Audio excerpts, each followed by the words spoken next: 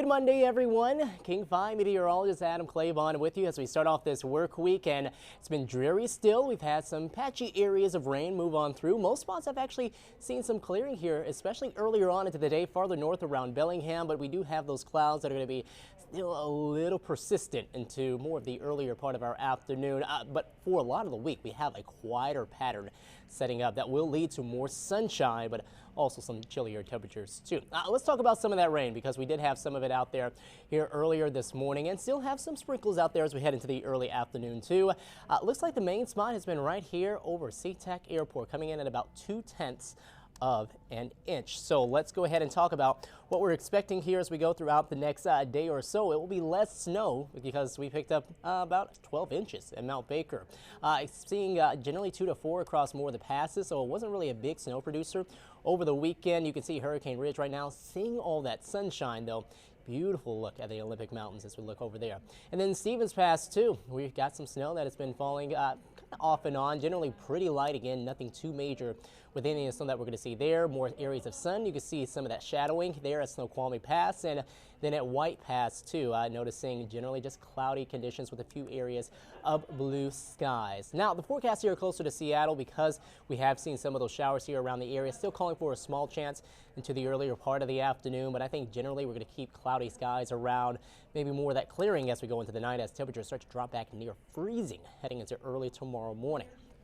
Here's a satellite and radar picture, and you can see not a whole lot really happening with that. Let's zoom on out though. You can tell we do have high pressure that's off to our west. That's going to be the closest and more dominant feature here throughout the week, leading to so much of the quieter weather that we're expecting, keeping a lot of those systems away for us. But since we do have more of that northerly flow that's going to be around, that wind coming out of the north, out of British Columbia, more kind of offshore too, it's going to keep things chilly. So average highs for this time of the year, 47 degrees. We're talking about more low 40s, and by the weekend, 30s even, dropping down to 39 degrees, pretty chilly.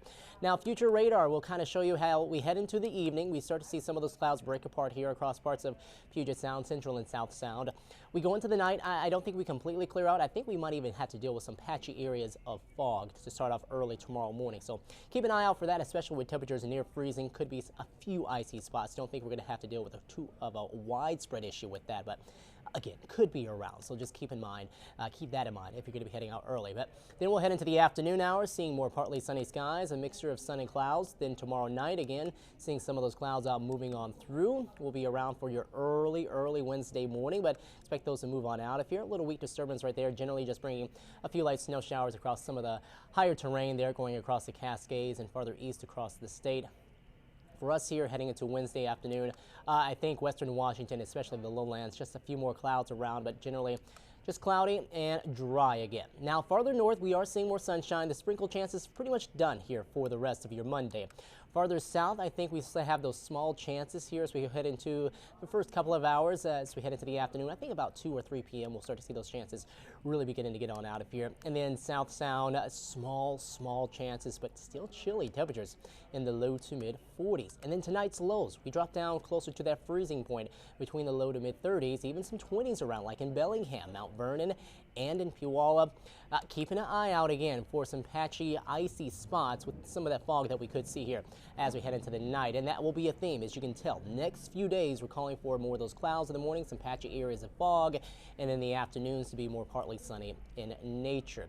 Same thing for us heading on into your day on Friday. We'll top off at 42 there.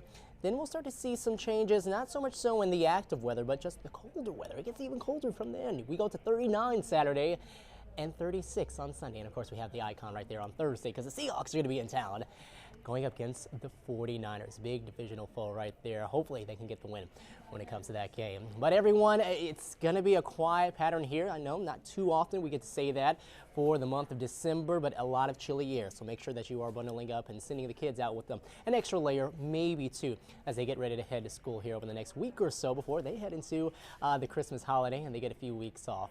All right, everyone, take care. Short video today. Hopefully you guys have a marvelous Monday. Of course, we'll have more updates throughout the evening on the night shows. Take care.